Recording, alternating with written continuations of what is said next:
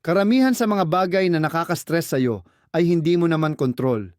Opinyon ng iba, pagkakamali ng iba, bagay mula sa nakaraan, o bagay na hindi pa naman nangyayari. Pero narito ang masakit na katotohanan. Tuwing inuubos mo ang oras mo sa pag-aalala sa mga panlabas na bagay, mas binibigyan mo sila ng kapangyarihan sa panloob mong mundo.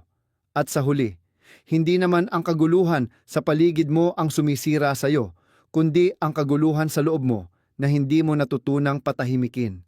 Nagsisimula ang Stoicism kung saan natatapos ang ilusyon mo, at yung ilusyon na yon ay kontrol.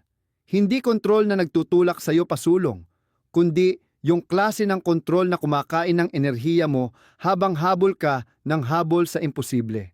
Kasi eto ang hindi sinasabi ng iba, ang kapayapaan, hindi yan nanggagaling sa pagsubok na kontrolin lahat ng bagay. Dumarating ito kapag natutunan mong alamin kung ano talaga ang para sa'yo at kung ano ang hindi, kung ano ang kaya mong baguhin, at ano ang kailangan mo ng pakawalan. Doon nabubuo ang tunay na lakas, hindi sa pagkontrol ng buhay, kundi sa pagtugon dito ng may linaw, disiplina at pagtanggap. Hindi ito episode na tungkol sa pagtakbo mula sa kaguluhan, kundi paano ito harapin. Paano sanayin ang isip mo, hindi para sakupin ang mundo, kundi para matutunan mong malampasan ang nag-iisang lugar na laging iyo ang sarili mo. Simulan na natin. Nagsisimula ang kapayapaan mo kung saan natatapos ang pagkontrol. May malalim na pagkatao sa kagustuhan nating kontrolin ang buhay. Bata pa lang tayo, gusto na nating masunod. Iiyak tayo para mapansin. Akala natin dapat sumunod ang mundo sa damdamin natin. Habang tumatanda tayo, nagiging mas sophisticated ang desire na yon, pero hindi rin naman nababawasan. Sinusubukan natin kontrolin kung paano tayo tingnan ng iba. Pinipilit hulaan ang hinaharap at baguhin ang resulta. Pinupuwersa nating maging payapa, matagumpay, maging masaya. Parang kaya nating pilitin lahat. Pero habang pinipiga natin ng mahigpit ang buhay, lalo lang itong dumudulas palayo. Alam na ng mga Stoic ito noon pa, 1,000 taon na ang nakalipas. Sabi ni Epictetus, isa lang ang daan sa kaligayahan. Tigilan ang pag-aalala sa mga bagay na wala sa kapangyarihan nating baguhin. Basahin mo ulit yon. Hindi lang siya poetic, babala yon. Habang hinahabol mo yung hindi mo naman kontrol, tinatapon mo yung kapayapaang pwede mo sanang maramdaman. Hindi nagsisimula ang kapayapaan kapag naka-align ang buhay sa plano mo. Nagsisimula ito kapag natutunan ng utak mong tigilan na ang pangangailangan na kailangan sumunod ang lahat sa'yo. Isipin mo to, naipit ka sa traffic, late ka na sa meeting, pwede kang magmura, sumigaw, kumuyom ng panga, sisihin yung ibang driver. Pero hindi rin naman gagalaw ang mga kotse. Ang napapala mo lang ay mas lumaki pa lalo ang frustration mo. Ngayon, isipin mo naman na tinanggap mo yon. Huminga ka, sabi mo sa sarili mo, di ko na to kontrolado, pero kontrolado ko ang reaksyon ko. Sa sandaling yon, nabawi mo ang something na di nakuha ng karamihan, yung panloob mong autoridad. Hindi mo na kontrol ang traffic, pero nakontrol mo ang sarili. At yun ang tunay na kapangyarihan. Mas malalim pa tayo. Ang kontrol, hindi lang tungkol sa ano ang nangyari sa'yo. Tinutukoy rin nito kung paano mo binibigyan ng kahulugan ang mga pangyayari.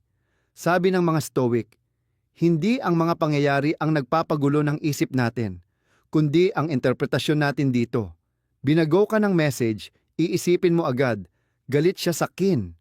Bigo ang plano, iisipin mo agad, palpak ako. Pero paano kung hindi naman yun ang totoo? Paano kung ang nagpapastress lang sa'yo ay kwento na ini-attach mo sa sitwasyon? Kaya ang matutong bumitaw, hindi kahinaan, disiplina yon. Pagdedesisyon iyon na huwag hayaang ibase ang kapayapaan mo sa mga bagay na mulat mulay hindi naman talaga stable. Nagbabago ang panahon, umaalis ang mga tao, bumabagsak ang merkado, magulo ang takbo ng buhay. Pero ang isip mo, hininga mo, paninindigan mo, yun ang tunay mong angkor. Hindi mo kailangang kontrolin ang bagyo kapag natutunan mong hawakan ang manibela. Isa sa mga pinakamasakit na pattern ay yung niloloko natin sarili nating kapag nag-effort lang tayo, makokontrol na natin ang lahat. Kung mas malinaw tayong magpaliwanag, maiintindihan nila. Kung mas maging generous tayo, hinding-hindi nilang iiwan. Kung mag-aalala tayo ng sobra, maiiwasan natin ang pinakamalala. Pero halos lahat yan, ilusyon. Hindi mo kontrol kung paano nila mararamdaman. Hindi mo kontrol ang hinaharap. Hindi mo kontrol kung paano tutugon ang mundo sa effort mo. At ito ang pinaka-liberating na katotohanan. Hindi mo rin kailangan kontrolin. Ang kailangan mo lang, maging buong buo sa kung ano ang sayo lang talaga. Ang attention mo, ang mga pinipili mo, ang attitude mo, ang response mo, nandun lahat ng leverage mo. At kapag doon ka nag-operate, may nangyayaring shift. Hindi na pakiramdam mo laging giyera ang buhay, nagiging sayaw na siya. May mga hakbang kang ikaw ang nangunguna. May mga hakbang kang kailangan mong bitawan at sumabay na lang sa agos. At sa gitna ng agos, mahahanap mo ang kapayapaan. Paano nga ba sinasanay ang ganitong mindset? Simulan mo sa pagpansin sa tension mo. Tuwing nararamdaman mong naninigas ang katawan mo, tanungin mo sarili mo, ano ba ang sinusubukan kong kontrolin ngayon? Opinyon ba ng iba? Resulta ba? Sitwasyon ba mula sa nakaraan?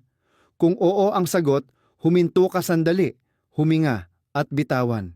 Hindi dahil hindi mo pinapahalagahan, kundi dahil hindi mo responsibilidad, dalhin yon.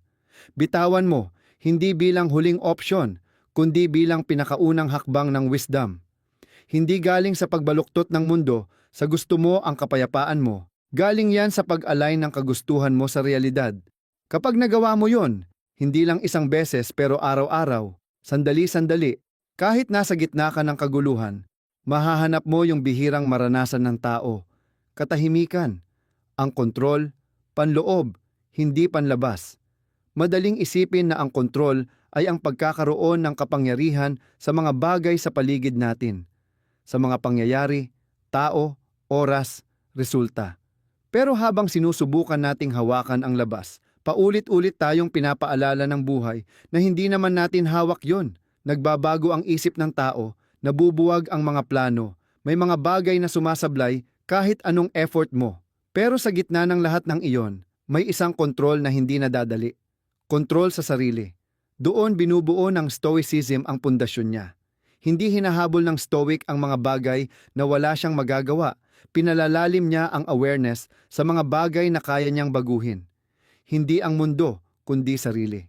Hindi ang kaguluhan, kundi ang linaw sa ilalim nito. Sabi ni Marcus Aurelius, may kapangyarihan ka sa isipan mo, hindi sa mga pangyayaring panlabas. Kapag napagtanto mo to, makakahanap ka ng lakas. Doon ang totoong shift. Hindi ibig sabihin ng kontrol ay magagawa mong sumunod ang lahat sa gusto mo, kundi matutunan mong hawakan ang sarili kapag hindi sila sumunod. Pero karamihan, iba ang training. Tinuturuan tayong maghanap ng resulta, ayusin lahat, iwasan lahat ng pagkakamali. Kaya sobrang nag-o-overthink tayo kung paano tayo tingnan ng iba. Kaya paulit-ulit natin nire-replay ang mga usapan. Kaya hindi tayo makatulog kakaisip sa mga bagay na di na natin mababago. Pinagkakalituhan natin ang external control at safety. Akala natin, kapag na-manage natin lahat ng detalye, tsaka lang tayo mapapala. Pero kabaligtaran ang nangyayari. Nagiging alipin tayo ng mga bagay na hindi natin kayang utusan. Ito ang mahirap. Yung panloob na kontrol, hindi yan pa showy. Hindi mo maipagmamalaki. Walang pumapalakpak kapag nanatili kang kalmado sa katahimikan. O kapag pinili mong wag na lang sumagot. O kapag binitiwan mo na lang, pero ang ego mo gusto pa sanang hawakan. Pero yung maliliit na tagumpay na yon sa loob, nagbubuo ng matibay na karakter. Yung klase ng karakter na hindi bumibigay sa pressure, na hindi kailangang magbago ang mundo para lang maging payapa. Halimbawa, may uminsulto sa'yo. Gusto ng pride mo gumanti, nag-uumpisa ng emosyon mo. Pero may choice ka, hindi para baguhin sila, kundi baguhin ang sarili mo. Susubukan mo bang sumagot o pipiliin mong manahimik? Dadalhin mo ba ang sinabi nila o bibitawan mo? Doon mismo, nabubuhay ang totoong kontrol. Hindi sa pagbabago sa kanila, kundi sa pagpigil sa sarili mo. Hindi lang tungkol sa emosyon yan. Tungkol ito sa focus mo, sa enerhiya mo, sa attention mo. Saan mo binibigay ang effort mo araw-araw, doon mo rin nabubuo ang pagkatao mo. Kapag ibinigay mo lahat sa bawat drama, sa bawat problema na hindi mo naman kayang ayusin, dahan-dahan mong mararamdaman na parang nauubos ka. Hindi dahil mabigat talaga ang buhay, kundi dahil pinapasan mo yung hindi mo naman dapat pasanin. Parang maestro ang stoic sa pag-filter ng buhay. Ano ba ang akin para gawin? Ano ba ang akin para pausan at i-let go? May tahimik na tiwala na dala ng ganitong mindset, kalayaan. Kasi kapag tinigil mo na ang pagkontrol sa labas, malaya ka na sa nakakapagod na pangangailangan maging perpekto. Nagiging magaan ka, kalmado, matatag. Nagiging yung klase ng tao na kahit pumasok sa bagyo, dere-derecho pa rin maglakad, pero kailangan ng ensayo, ng awareness, ng pagpapractice ng pagpos bago tumugon, ng pagtatanong araw-araw. Sineseryoso ko ba yung bagay na di ko naman kontrol? O inaakay ko sarili ko ng may layunin? Hindi mo mapipigilan ang alon, pero matututo kang lumangoy. Kapag sinanay mo ang isip mong magpokus sa loob, mas hindi ka natitinag sa kahit anong nangyayari sa labas. At yun talaga ang tunay na sukatan ng lakas. Not kung gaano karami ang napapaikot mo sa mundo, kundi kung gaano ka kapayapa kahit gumuho pa lahat. Ito ang challenge. Sa bawat pagkakataon sa susunod na linggo na naiirita ka, huminto ka saglit. Hindi, paano ko to aayusin, kundi, nasa kontrol ko ba to o wala? Kung nasa kontrol mo, kumilos ka. Kung hindi, bitawan mo. Hindi dahil mahina ka, kundi dahil masyado nang mahalaga ang lakas mo para sayangin. Ang tunay na kontrol, tahimik lang. Hindi yan naghahanap ng atensyon, gumagalaw lang siya. Paloob, tahimik, unti-unting binabago ang buhay mo. Hindi sa pagbaluktot ng mundo, kundi sa pagmaster ng tanging lugar na talagang pagmamay-ari mo, sarili mo. Bawiin mo ang enerhiya mo mula sa mga bagay na hindi mo kontrol araw-araw. Di mo namamalayan na uubos ang lakas mo hindi dahil sa action kundi sa atensyon. Ibinibigay mo ito sa mga argumento na tapos na, sa mga eksenang hindi pa nangyayari, sa mga taong hindi mo nakasama, sa mga resulta na kinatatakutan mo, pero hindi mo naman kayang impluwensyahan. At pagdating ng gabi, magtataka ka, bakit parang nauubos ka? Pagod na pagod ang utak mo. Kahit hindi tayo sobrang gumalaw sa pisikal na paraan, ang totoo, ang pagod ay kadalasan hindi tungkol sa mga nagawa mo, kundi sa mga dala-dala mo. Alam ito ng mga Stoic. Sagrado ang enerhiya, hindi sa malalim na espiritual na paraan, kundi sa praktikal na aspeto ng araw-araw. Ang enerhiya mo ang pinakalimitadong yaman mo, kung saan mo ito inilalagak. Iyon ang huhubog ng mental na kalagayan mo, produktibidad, kapayapaan, at kakayahan mong mag-isip ng malinaw. Kaya tanungin mo, gaano karami sa enerhiya mo ang nauubos mo sa mga bagay na hindi talaga iyo? Madami sa atin, hindi napapansin kung gaano tayo kasalimuot na nakakabit sa mga bagay na di natin kontrolado. Pakiramdam natin, responsibilidad natin ang nararamdaman ng iba. Paano nila iniintindi ang mga salita natin? Paano bumubuo ang buhay para sa kanila? Akala natin awa, tungkulin o katapatan iyon, pero hindi pala. Kapag patuloy mong nilalagay ang buong enerhiya mo sa pagsasaayos ng mga bagay na di naman talaga iyo, hindi ka lang napapagod ng oras. Nawawala rin ang balanse mo sa sarili at kalaunan, yun na ang nagiging normal mong pakiramdam. Laging reactive, laging balisa, laging pagod. Ang pagbawi ng enerhiya mo ay hindi pagiging makasarili. Ito ay responsibilidad dahil kapag ibinalik mo ang focus mo sa mga bagay na iyo, sa mga desisyon mo, disiplina, atensyon at damdaming tugon, lumalakas ka, hindi humihina. Hindi ka nagiging malamig o malayo, nagiging sentrado ka lang, natututo kang piliin kung alin ang sulit sa oras mo at alin ang hindi. Halimbawa, may nagpakita sa iyo ng kawalang galang. Pwede mong balik-balikan yon ng ilang oras, himay-himayin bawat salita, ikwento sa marami mong kaibigan, o pwede mo ring tanggapin, maglatag ng boundary kung kailangan, at mag-move on. Yung isa, ubos ka. Yung isa, recharge ka. Hindi ito tungkol sa pagpapanggap na hindi ka naapektuhan. Ito ay tungkol sa hindi pagpapaalipin sa mga iyon. O isipin mo kung gaano ka kadalas mag-aksaya ng enerhiya sa pag-iisip ng paano kung mangyari ito? Paano kung hindi sila sumagot? Paano kung pumalpak ako? Niloloko natin sarili nating ang pag-aalala ay paghahanda, pero hindi. Ang pag-aalala ay parang rehearsal ng sakit. Sinisip-sip niya ang linaw ng kasalukuyan at pinapalitan ng takot. Iba ang stoic na approach. Gawin ang kaya mong gawin. Maghanda gamit ang tamang pag-iisip, tapos bitawan. Hindi mo malulusutan ang kawalang kasiguraduhan gamit ang pag-iisip lang, pero pwede mong piliing huwag magpakakain dito. At hindi lang ito tungkol sa sarili, pati sa pananaw mo sa mundo. Yung balita, social media, tuloy-tuloy na opinyon at pangyayari. Lahat labas sa kontrol mo. Kung papayagan mo, kawawa ka. Sisinghutin nila ang kapayapaan mo, huhubugin ang emosyon, at sasakupin ang mental space mo. Pero may choice ka. Pwede kang mag-unplug, limitahan ano ang tinatanggap mo. Pwede mong kunin uli ang focus mo. Hindi ito pagtanggi sa mundo, kundi pag-filter nito. Ganito ang tunay na pagbawi ng enerhiya. Mag-unsubscribe sa emosyonal na kaguluhan. Piliin ang tugon, protektahan ang panloob na mundo mo, parang paano mo pinoprotektahan ang bahay mo. Hindi mo naman binubuksan ang pinto sa bawat estranghero, di ba? Bakit mo bubuksan ang isip mo sa lahat ng bagay na pwede mong ipag-alala? Siyempre, nangangailangan ito ng disiplina. Kailangan mong maging totoo sa patterns mo. Sabihin mong, hindi ko na i-overthink yan. Hindi ko pagsasayangin ng isang buong araw sa bagay na di ko naman kayang baguhin. Hindi ko wawasakin ang enerhiya ko para sa taong di naman ito pinapahalagahan.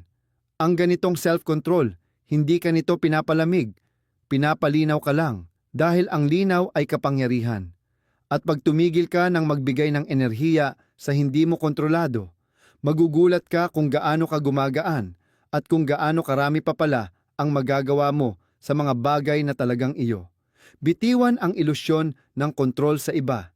Isa sa pinakanakapagod na gawin natin ay ang paniwalang makokontrol natin ang kilos ng ibang tao.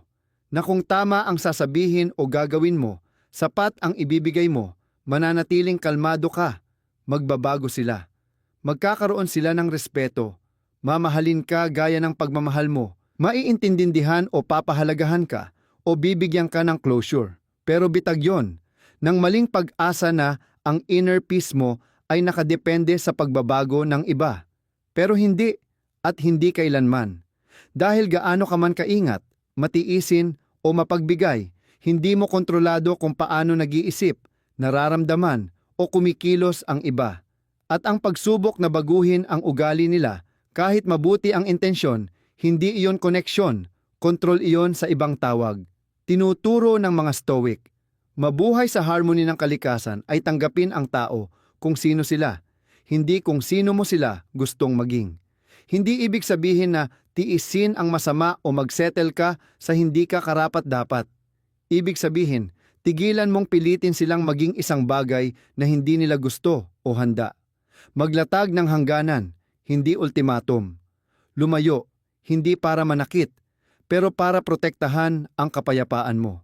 Dahil ang pagsubok na baguhin ang ayaw magbago, parang pagsubok hulihin ang hangin gamit ang kamay. Madudulas lang at mabibigo ka.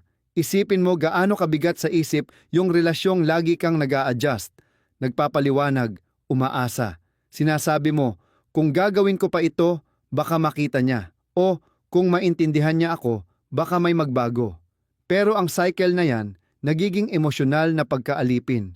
Unti-unti, tinitigil mong panindigan ang sarili mong halaga para lang manatili ang koneksyon. Sa proseso, hindi lang enerhiya ang nawala, kundi pati sarili mo. Totoong kalayaan magsisimula pag tinanggap mo ito. Ang mga tao ay kung sino ang pinipili nilang maging, hindi kung sino mo sila kailangan maging. Hanggang sa bahagi mo lang ang responsibilidad mo. Pwede kang magbigay ng pagmamahal, pero hindi mo pwedeng hingin pabalik. Pwede kang magpakita ng respeto, pero hindi mo kontrolado kung paano sila tutugon. Pwede mong sabihin ang totoo, pero hindi mo mapipilit silang makinig. At habang mas maaga mo itong tinanggap, mas maaga mong mababawi ang enerhiyang sinasayang mo sa imposibleng gawain. Ang letting go, hindi ibig sabihin isara ang puso. Ibig sabihin imulat ang mata. Makita na ang influence ay hindi synonymous sa kapangyarihan. Pwede mong i-inspire o suportahan ang paglago ng iba, pero sa oras na subukan mong ipilit ang kalooban nila para masunod ka, lumalabas ka na sa pagmamahal at pumapasok sa takot. Ang takot na hindi maintindihan, hindi mahalin, ma-reject. Iyan yung ugat kaya mahirap bumitaw. Akala natin ang pagkontrol magliligtas sa sakit, pero lalo lang dumadami sakit. Mas lalong tensyonado, pinag-aawayan, emosyonal na giyera. Nauubusan ka ng lakas sa paulit-ulit na usapan na walang pupuntahan, sa pagsisikap na pasyahin ang taong pabago-bago ng gusto. Pero meron isang simpleng katotohanan na naghihintay lang madiskubre. Hindi mo trabaho na baguhin sila. Trabaho mong piliin paano ka tutugon sa kanila. Ano ang itsura ng letting go ng illusion na ito? Hindi na habol ng habol sa sorry na di mo makukuha. Hindi na gumagawa ng mensahe na di mo naman ipadadala. Hindi na pinipilit i-fit ang sarili mo para sa ikagaganda ng iba. Ito yung kaya mong lumayo sa mga taong kumikita sa katahimikan mo at kunin ulit ang boses na iniwan mo dati para lang wag magkasama ng gulo. Dahil ang tunay na kapayapaan, hindi sa pagkontrol ng iba, kundi sa pagpapalaya sa sarili sa pangangailangang iyon. Ang Stoic, hindi nagmamakaawa ng pagkakaintindi. Namumuhay siya ng may integridad at hinahayaan ang mundo na mag-react kung paano nito gusto. Mahirap itong daan dahil kailangan mong bitiwan ang paghahanap ng validation. Pero sa pagbibigay, mas matindi pa ang nakukuha mo kaysa sa approval, self-respect. Kaya tanungin mo, sino pa ang gusto mong baguhin? Kaninong ugali ang palagi mong ikinababahala? Kanino ka pa nagkakaliit ng sarili? Umaasang magiging sapat ka para maintindihan ka? At anong mangyayari kung magbibitaw ka na lang? Hindi dahil galit ka, hindi para ipamukha, pero dahil deserve mo ng mas maganda. At dahil mas mahalaga ang kapayapaan kesa opinyon ng iba. Dahil ang pinaka nakapagod pa sa pagsubok, baguhin ang iba ay ang ma-realize na hindi mo naman pala kailangang gawin yon. Tangapin ang realidad para magtagumpay dito. Karamihan ng paghihirap hindi nanggagaling sa kung ano ang meron, kundi sa kung anong pilit nating itanggi. Hindi yung mismong sitwasyon ang bumabasag sa atin, kundi yung resistance o pag-ayaw natin rito. Gusto nating mag-iba, tingin natin di patas, kapit tayo sa kung ano dapat. Sa proseso, pinupuwersa natin ang sarili sa isang di nakikitang kulungan, sa digmaan ng di matatalo. Isa ito sa pinakamahirap na turo ng Stoicism, na ang pagtanggap ay hindi pagsuko, kundi paglilinaw. Ito yung pagtitig sa buhay at pagsabing, ganito siya. Anong gagawin ko ngayon? Hindi ito kahinaan. Ito ang tunay na mastery. Dahil kapag tumigil ka na sa kapapalayas ng ulan, tsaka mo lang mapagdedesisyunan anong gagawin mo sa bagyo. Aminin na natin, mahirap tanggapin ang mga bagay na ayaw natin. Parang passive, parang surrender. Kung tanggapin ko na natalo ako, tumigil na ako magpursigi. Kung tanggapin kong wala na sila, wala pala silang halaga. Kung tanggapin ko ang sakit, okay na ba ako dito? Sagot, hindi. Ang pagtanggap hindi pagtigil, kundi pagkilala. Unang hakbang ng pagbawi ng kapangyarihan. Hindi mo mababago yung ayaw mong harapin.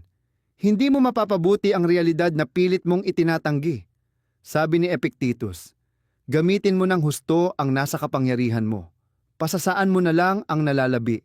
Yan ang core ng Stoicism. Hindi bulag na pagiging positibo. Hindi yung pagtitiis lang, kundi praktikal na karunungan. Kung may sira, ayusin. Kung hindi na kayang ayusin, baguhin ang relasyon mo rito. Sa bawat paraan, magsimula sa kung ano ang totoo, hindi sa kung ano ang gusto mo sana. Isipin mo gaano karaming oras ang nauubos natin kakalaban sa realidad. Umaasang sana iba ang tao. Sana iba ang pagkabata. Tumatanggi sa diagnosis. Dinideny ang totoo sa relasyon, trabaho o sarili. Samantalang sa tabi ng lahat ng yan, ang realidad hinayaan ka lang. Hinihintay kang tumigil sa pagpupumiglas at makita mo na siya ng malinaw. Ang pagtanggap, hindi ibig sabihin na gusto mo ang lahat, kundi pagiging totoo sa kung nasaan ka ngayon. Dahil mula lang sa pagiging tapat na, yan pwede kang umakto ng may karunungan. Hindi ka makakapag-navigate sa buhay kung ang mapa mo ay gawa sa pantasya. Nagsisimula ang Stoic sa kung ano ang totoo, kahit gaano pa ito kahindi komportable, dahil mula roon, malinaw kung ano ang isusunod na aksyon. Isipin mo ito, may nawala sa iyo na mahalaga, trabaho, kaibigan, planong pinaglaanan mo ng puso.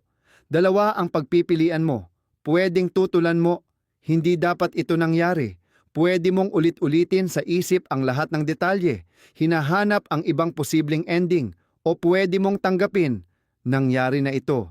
Hindi ko ito gusto, hindi ko ito pinili, pero nandito na. Anong susunod? Yung shift na yan, binabago ang lahat. Pinalalaya ka nito, binibigyan ka ng direksyon, ibinabalik ka sa galaw. At hindi lang ito para sa malalaking pangyayari. Nasa maliliit din, yung hindi ka umabot sa tren, sinabihan ka ng masakit, mahaba ang delay, o may pagbabago na hindi mo inasahan. Sa bawat saglit na napuputol ang flow mo, may choice kang binibigay. Labanan mo o tanggapin, mag-react o mag-respond, mag-panic o mag-pause. At habang mas pinipili mo ang pagtanggap, mas tumitibay ka. Hindi dahil mas madali ang buhay, kundi dahil hindi mo na sinsasayang ang lakas mo sa mga bagay na hindi mo na kayang baguhin. Isa sa pinakamakapangyarihang anyo ng pagtanggap ay ang self-acceptance. Madalas kasi, sarili natin ang pinakamahirap harapin, mga kahinaan, pagsisisi, limitasyon. Pero ang Stoic, hindi iniiwasan ang salamin. Ginagamit niya ito. Tinitingnan niya ang sarili. May tapang, hindi paghusga. Sinasabi niya, ito ako ngayon at ako ang may pananagutan dito. Diyan nagsisimula ang paglago. Hindi sa hiya, kundi sa katotohanan. Kaya kung may bagay sa buhay mo na matagal mo nang tinatanggihan, katotohanang iniiwasan mo, pagbabagong pinapabukas mo, realidad na paulit-ulit mong binabago sa isip mo, ito na ang sign. Hindi para sumuko, kundi para magising. Lumabas sa ilusyon, pumasok sa awareness. Dahil oras na itigil mo ang paglaban sa kung ano na talaga, doon ka na makakapagsimulang magtayo ng kung ano ang pwedeng mangyari. At yun ang tunay na kalayaan. Kontrolin mo ang iniisip at ginagawa mo, iyon lang. Sa mundo kung saan laging urgent ang lahat, mabilis kumalat ang opinyon kaysa sa katotohanan, patong-patong ang inaasahan ng iba, at palagi tayong sinasabihan kung ano dapat nating isipin, maramdaman o maging, madaling makalimot sa simpleng katotohanan. Ang tanging nasa kontrol mo lang talaga ay ang iyong iniisip at ginagawang aksyon. Wala nang iba, wala nang kulang. Ito ang core ng Stoic teaching, pati na rin ang pinakamalaking hamon nito, dahil ang isip ng tao, likas na magkumapit, maghusga, magplano ng sobra. Akala natin kung mag-aalala tayo, ligtas tayo. Kung magpaplano tayo ng sobra, maiiwanan natin ang problema. Kung iisipin natin ang isang tao ng matagal, magbabago siya. Pero lahat yan ay ingay ng isip, aktibidad na walang kapangyarihan. Akala natin, control ang overthinking. Pero sa totoo lang, takot lang yan na nakatago. Sabi ni Marcus Aurelius, may kapangyarihan ka sa iyong isip, hindi sa mga pangyayari sa labas. Kapag na-realize mo ito, makakahanap ka ng lakas. Hindi niya sinabi na may control ka sa outcome, sa ibang tao, o sa nakaraan. Isip mo lang at desisyon mo kung anong gagawin mo rito, pero hintayin at namnamin natin iyon. Dahil parang simple, pero hindi madali. Hindi ibig sabihin ng controlling your thoughts na suppress mo sila. Ibig sabihin, idirekta mo sila. I-train mo ang isip mo parang muscle. Pag dumating ang boses ng duda, hindi mo ito kinakalaban. Pinagmamasdan mo lang siya. Pag dumaan ang selos, hindi mo ito pinapakain. Binibigyan mo ito ng ibang meaning. Pag galit ang naramdaman mo, hindi ka sumasabog. Iniimbestigahan mo, binabago mo. Mula pagiging pasahero sa isip mo, nagiging driver ka na. At pagdating sa aksyon mo, ganun din. Hindi mo kontrolado kung paano ka tatanggapin ng tao, pero kontrolado mo ang intensyon ng mga salita mo. Hindi mo kontrolado ang mundo, pero kontrolado mo kung paano ka haharap dito. Values mo, standards mo, discipline mo, iyan ang lugar mo. At kapag dito ka nakagapos, hindi ka matitinag. Hindi lang ito ideolohiya. Ito ang pundasyon ng emosyonal na maturity. Ang mga immature na isip, gustong kontrolin ang iba, Gustong baguhin ang labas bago ang sarili. Pero ang Stoic, naiintindihan, ang kalayaan mo ay nagsisimula pagka hindi mo na sinusubukang baguhin ang panlabas, kundi masterin ang panloob. Isipin mo ang isang araw na tuwing may nakakainis sa'yo, may hindi sumagot, pumalpak ang plano, may estrangherong bastos, nag-post ka at tinanong, anong parte dito ang nasa kontrol ko? At imbes na mag-react, pinili mo ang response mo. Binabago mo ang iniisip mo, tinutukoy mo ulit ang aksyon mo. Hindi ito kahinaan, ito ang tunay na tapang. Iyon ang ibig sabihin ng mamuhay ng may intensyon, hindi reaksyon. Ibig sabihin din na nito, bitawan ang pagsisi. Kung thoughts at actions mo lang ang kontrol mo, pati responsibilidad mo, hawak mo rin. Hindi ka biktima ng emosyon mo, you're the author of them. At kapag nadapa ka, nagpadalos-dalos, nagpagapi sa negativity, hindi mo pinaparusahan ang sarili mo. Ina-align mo ulit ang sarili mo. Tinanong mo, anong paniniwala ang nagdala sa akin dito? Anong aksyon ang pwede ko ngayong gawin? Ganyan gumalaw ang Stoic. Hindi sa hiya, kundi sa awareness. Ang level ng self-governance na ito, hindi agad nakukuha. Daily practice, at hindi nito tinatanggal ang sakit ng buhay, pero nagbibigay ito ng linaw sa gitna ng unos. Maaaring gumalaw pa rin ang mundo, pero hindi ka babagsak. Hindi dahil kontrol mo ang gulo, kundi dahil kontrol mo ang isip mo sa gitna nito. Kaya kung overwhelmed ka ngayon, naguguluhan, reactive, parang hila-hila ka ng emosyon mo, balikan mo ito. Ano ang kontrolado ko ngayon? Kung hindi mo kontrolado, pabayaan mo. Kung hindi mo aksyon, bitawan mo. Dahil habang mas nakatutok ka sa kung ano ang para sa'yo, mas marami kang nababawi na lakas mula sa hindi naman talaga sa'yo. At kapag consistent mong pinapractice yan, thought by thought, choice by choice, mapapansin mong nagpapalaya. Hindi mo kailangang kontrolin ang lahat para makamtan ang kapayapaan sa kahit anong sitwasyon. Ang isip ng Stoic, pinipilter ang kaguluhan gamit ang kalinawan. Inevitable ang chaos, unpredictable, magulo, at di patas ang buhay. Nasisira ang mga bagay, dinidismaya ka ng tao, nagkakalat ang mga plano, at lahat yan, walang pasabi. Pero narito ang Stoic na katotohanan, hindi ang gulo ang kaaway, kundi ang paraan natin paano natin ito pipilter. Yan ang nagdidikta kung sisirain tayo o bibigyan tayo ng lakas. Marami, parang sponge ang reaksyon sa buhay, sinisip-sip lahat, bawat insulto, takot, kabiguan. Ang Stoic, hindi sponge, filter siya. Hinahayaan niyang dumaan ang ingay at pinipili ang mahalaga. Anong nagbibigay ng habilidad na to? Hindi coldness, hindi suppression ng feelings, kalinawan. At nagsisimula ang kalinawan sa self-awareness. Hindi iniiwasan ng Stoic ang kaguluhan. Pinapanood niya yon. Tanong niya, gaano ba talaga kasama ang nangyari? O interpretation ko lang ba ang nagpasidhi? Yung simpleng pag-pause na yon, nagpapalayo sa'yo. At doon lumalago ang wisdom. Nabubuhay tayo sa mundo na hinahalina ang bilis. Instant reaction, hot takes, snap judgment. Ang Stoic, nilalabanan ang impulse na yon. Pinapabagal niya, humihinga, naghihintay. At sa pagitan ng stimulus at response, may nabubuong mahalaga, choice. Hindi ka napapet ng emosyon mo. Tao kang kumikilos mula sa values. Kalinawan, ibig sabihin, hindi ka na nadadala ng bawat bagyo. Hindi dahil wala kang pakialam, kundi dahil mahalaga sa'yo mapanatili ang peace mo. Hindi mo binibigay ang energy mo sa mga bagay na gusto lang sumipsip ng oras mo. Hindi mo nilalabanan ang laban na hindi naman para sa'yo. Hindi mo sinasagot ang tanong na di naman kailangan ng sagot. Hindi lahat ng bagay kailangan ng reaksyon mo at hindi bawat sitwasyon dapat sagutin mo. Halimbawa, may nagsalita sa iyo ng walang respeto. Unang reaksyon mo, init, siguro galit, siguro sakit. Pero ang Stoic, hindi agad nagre-react. Sinusuri niya ito. Para sa akin ba to? O dala lang ito ng struggle niya? Madalas, mas marami pa itong sinasabi tungkol sa kanila kaysa sa iyo. Kalinawan ang nagbibigay ng perspective mo. Pinapapili ka kung grace o ego, katahimikan o drama, peace o pride. Pero malinaw. Ang clarity, hindi passive. Hindi ibig sabihin, basta mo na lang hinahayaan yurakan ka ng buhay. Ibig sabihin, pinipili mo talaga kung saan ka lulugar. Minsan, clarity ang nagsasabi sa iyong umalis. Minsan, magsalita ka.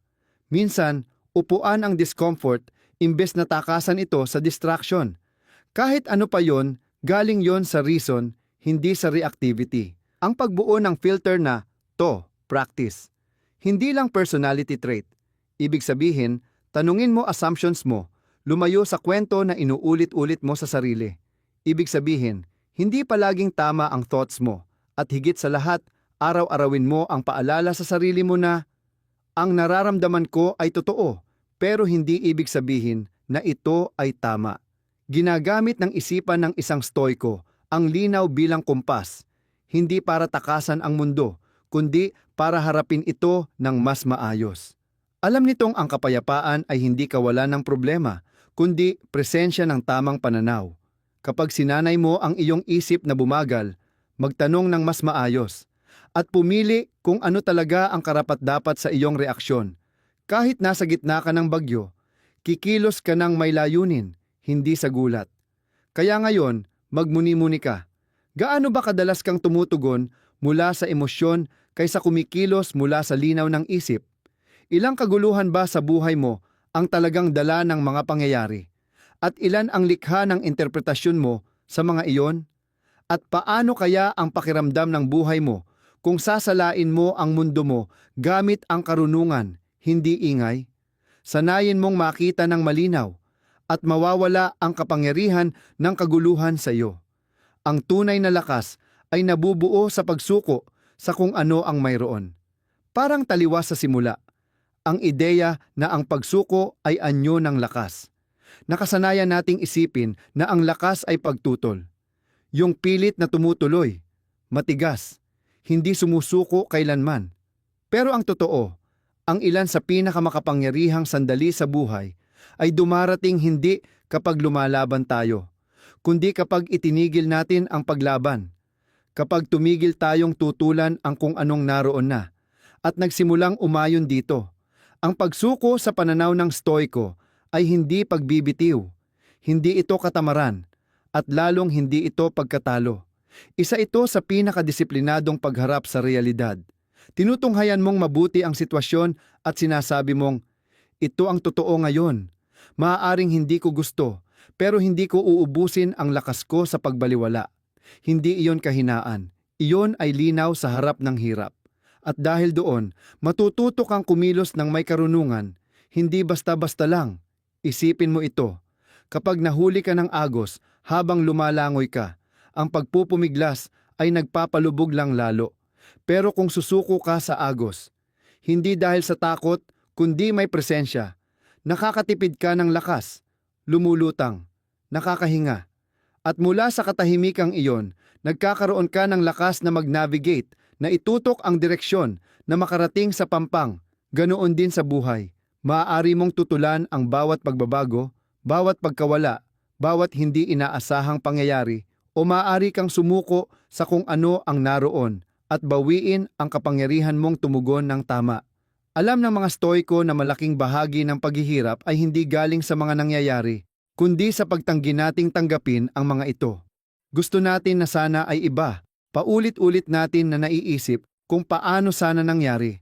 Kapit pa rin tayo sa dapat ganito na akala natin ay sasagip sa atin. Pero nilulunod lang tayo. Sabi ni Seneca, ang tadhana ay ginagabayan ang handang sumama. Kinakakaladkad ang tumatanggi. Kapag sumuko ka sa kung ano, sasabay ka sa agos ng buhay. Kapag lumaban ka, kinakaladkad ka lang. At ang pagsuko ay hindi lang para sa malalaking sandali, tulad ng pagkawala, pagkabigo o sakit ng puso. Pero kasama rin ang mga araw-araw, maliit na inis, mga planong hindi natuloy, hindi inaasahang liko ng pangyayari. Natututo ang stoiko na tignan ito bilang paanyaya, hindi kaaway.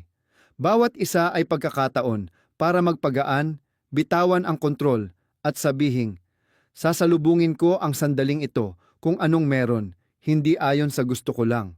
Mas matapang ang sumuko kaysa ang laging nakikipagbuno, dahil ang pagsuko ay nangangailangan ng tiwala, Hindi bulag na pag-asa, kundi malalim at makatwirang tiwala. Tiwalang kaya mong mag-adapt, tiwala sa takbo ng buhay, tiwala sa ideyang ang paglaban sa hindi maiiwasan ay nagpapabigat lang dito. Sa ganitong tiwala, natitipid mo ang iyong lakas. Hindi nakukuha ang lakas sa dami ng kaya mong buhatin, kundi sa husay ng pagbibitaw. Nakikita sa katahimikan mo, sa harap ng hindi na mababago. Sa kakayanang sabihing, nangyari ito. Nararamdaman ko, nagdadalamhati ako, pero tutuloy pa rin. Iyon ang tunay na kapangyarihan. Iyon ang emosyonal na pagkamulat. Kung may bagay sa buhay mo ngayon na tinatanggihan mo, isang katotohanan na tinatakasan, pagbabago na hindi mo matanggap, o realidad na pilit mong binabago, tanungin mo ang sarili mo. Anong mangyayari kung itigil ko ang pagtutol? Hindi dahil sang-ayon ka, hindi dahil sumusuko ka, kundi dahil gusto mong gamitin ang lakas mo para tumugon, hindi para makipagbuno sa anino. Hindi ibig sabihin ng pagsuko ay pananahimik lang o kawalang kibo. Ang ibig sabihin, ang mga kilos mo ay mula sa pagtanggap, hindi sa ilusyon. At doon lahat nagbabago, mula sa pilitan patungong daloy, mula tensyon tungong linaw, mula pakikibaka tungong lakas. Sa mundo na sabik sa kontrol, ang taong may karunungang sumuko ang namumukod. Hindi bilang mahina, kundi bilang nakasentro. Pumili ng sinadyang pagkakatugon kaysa automatic na reaksyon. Bawat sandali ng buhay mo may sangandaan. Ang isang daan, reaksyon, mabilis, automatiko, kadalasan emosyonal. Ang isa pa, tugon, mabagal, pinag-isipan, may layunin. Ang reaksyon, masarap sa umpisa, pero madalas na uuwi sa pagsisisi. Ang tugon, tahimik man, ay bumubuo ng karakter, nag-iingat ng dignidad, at higit sa lahat, ibinabalik sa iyo ang kontrol. Hindi lang oras ang kaibahan nito, kundi kamalayan.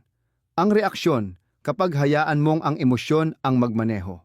Ang tugon, kinikilala mo ang nararamdaman mo, ngunit ikaw pa rin ang may hawak sa manibela.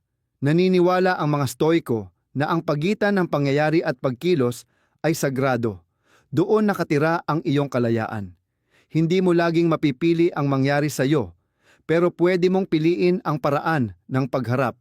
Ang sandaling iyon, ang hinga, ang paghinto, ang kamalayan, iyan ang pagkakataon mong lampasan ang mababang instinto, mabuhay ayon sa prinsipyo. Halimbawa, may biglang sumingit sa kalsada. Ang instant na reaksyon, galit, sigaw, busina, inis ng 20 minuto. At para saan? Ang Stoiko, titigil at magtatanong.